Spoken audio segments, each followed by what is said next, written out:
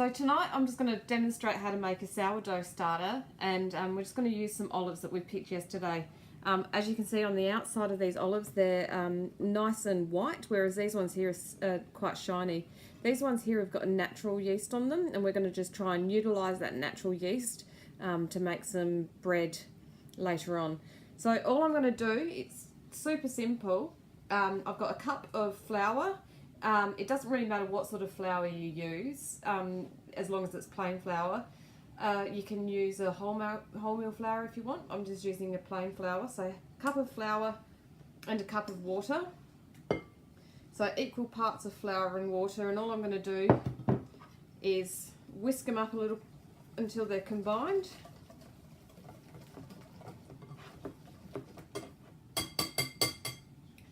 And then some of these olives here that have got the nice yeast on them, all I'm going to do is put them in there. Now all we do is just cover them with a tea towel and leave it to sit. Some recipes say to feed it every second day, but this one's a really simple recipe. All we need to do is just whisk it every day to let some more air in. In about a week you should have a really nice sourdough starter which you can use to make some breads, and I'll post a recipe later on. How do you feed it?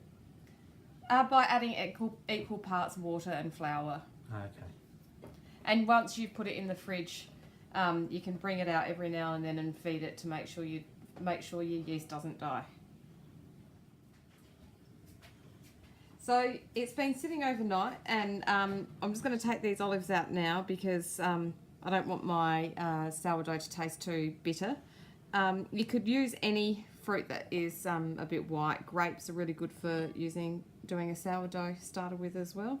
They have heaps of yeast on the outside of them. So now that the olives are out, I'm just going to give it a quick whisk just to get some more air in there.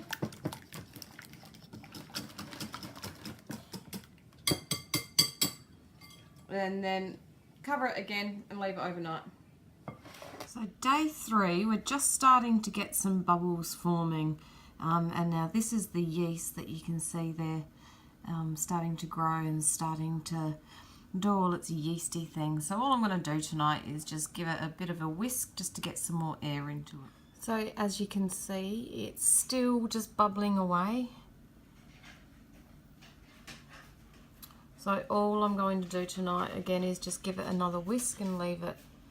I should be able to make some sourdough bread on the weekend. So this is day 5. Now, as you can see, it's sort of started to bubble in the middle. It started to separate. It's no big deal. It's starting to really start to smell like vinegar, which is where the sourdough gets its name from. So I'm just going to whisk it again tonight, and then tomorrow night we're going to start the process of making a bread, which will take around 24 hours from preparing the solution to then making the bread the next day. So I'm going to whisk it now, and then tomorrow night we'll start the process.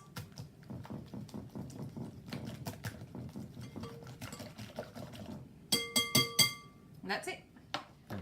So now I'm just going to start the process. All I've done is I've put the sourdough starter that I made in a container, and because I've taken out a little bit, I've just filled it back up with some with 50-50 water and flour, and I've just left it to I'll leave it out overnight so it can re-go. And now with the sourdough starter that I've taken out, I've just put it into 275 mils of water, and I've got 150 mils of the sourdough starter, and I'm just going to add it to the strong flour. Now it has to be a bread flour,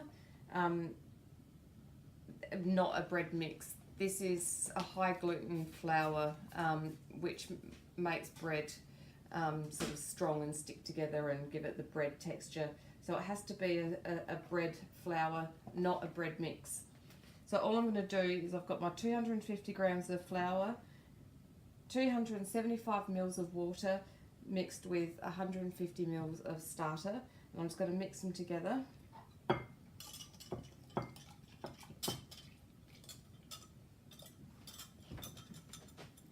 Now don't worry if this is runny, because we want it to be runny. All we're sort of doing is activating that yeast into that flour, and we're going to just leave that overnight. It doesn't have to be fantastically combined. Now at this stage as well, I would like to add that I'm not a baker, so if it doesn't work, don't blame me.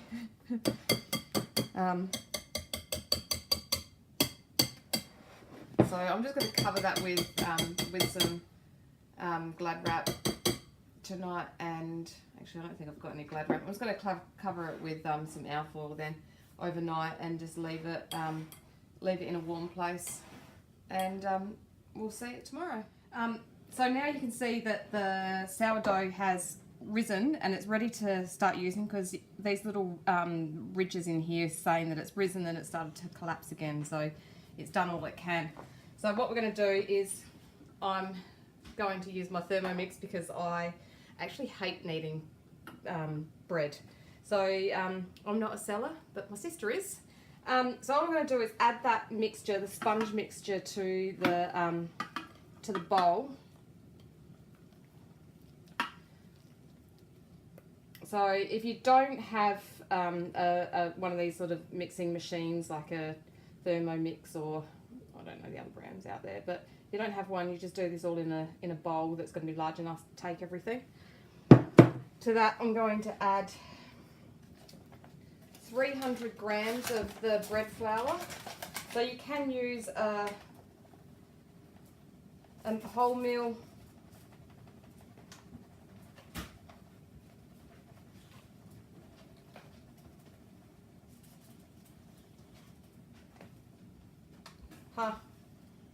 I've got just enough.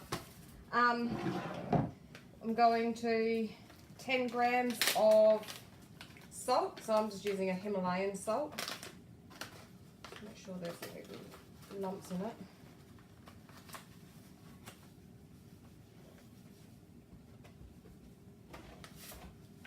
Oops. Sorry, the dog's just making that jump around. And 15 grams of oil. I'm using an olive oil. The recipe says to use rapeseed oil, but I actually don't mind olive oil with my bread. Right, so I haven't got my measuring cup. That's all right, just cover that. I'm just going to turn this on and just mix it for a little bit, just until it's all combined. So you just do this in a bowl. Alright, so that's pretty much combined in there. So all I'm going to do now is, I mean it's not too bad really, but all I'm going to do now is, in my settings here, I'm going to go into dough. And so all of this does is it kneads your dough. So I'm going to do it for 2 minutes. Now if you didn't have one of these, you would then just hand knead it for 10 minutes to get the elasticity that you want. This just activates the gluten. I like to have a wet dough rather than a dry one. You get a better, you definitely get a better bread out of it when you have a more wet dough than a dry one. So if it looks like it's a bit dry, which I think mine is, I'm just going to grab some water. I'm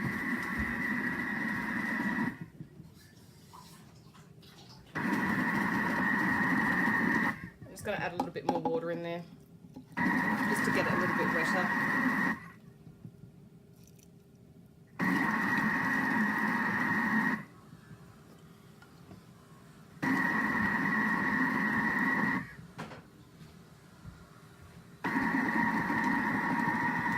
So these are fantastic. I hated making bread before, but now I actually don't mind it because I don't have to touch it. And I don't have to spend my whole time kneading the dough. So we've got another 50 seconds. And so all I've done here is I've got a bigger bowl here so we can raise it, let it rise. And I've just coated it in oil. So this is a 2 rising, we're going to rise it twice, so we're going to proof it twice. And so we're going to let it sit for about an hour, and then we're going to punch it down and let it rise again. So we'll do 2, and then after that, so I won't show you the punching it down, I don't think. I'll just do the process after that of how to get it into your oven. So all I'm going to do when this is finished is take it out and almost done.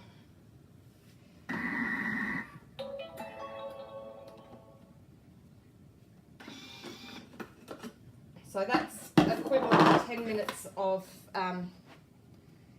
kneading, and as you can see, it's still quite sticky, which is good. You want a sticky dough.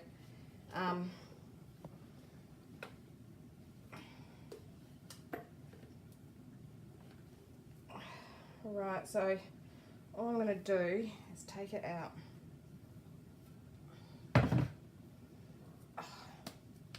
Sort of get it a little bit into a bit of a ball. Doesn't have to be too fantastic because we are going to do it twice. And then just sort of roll it around in that oil. We want the dough covered in the oil. There we go, just like that. And then just cover it again. So I've got alfoil because I've run out of glad wrap. And then just leave it to sit and rise for about an hour or 2 until it sort of doubles in size, and then you can hit it back down.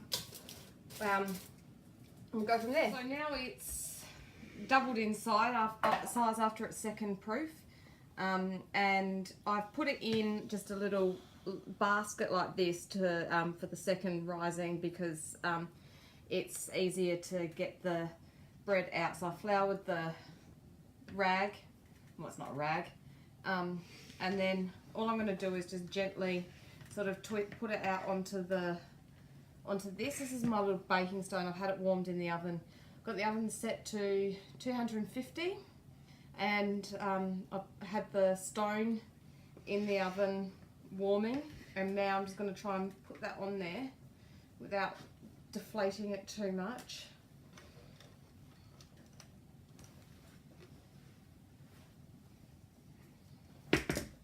I just, underneath that as well, I just put some polenta, excuse me, just with a knife. You don't have to do this, but it does make for nice patterns. I'm just going to sort of score it a little. This just helps it to rise without splitting as well. Now I'm just going to put that in an oven, and underneath this I've got just a tray of water, which I'm going to leave in there because the steam helps you get a really nice crust, and leave that in for 15 minutes on 250, and then we're going to turn it down for another 25 minutes down to 200.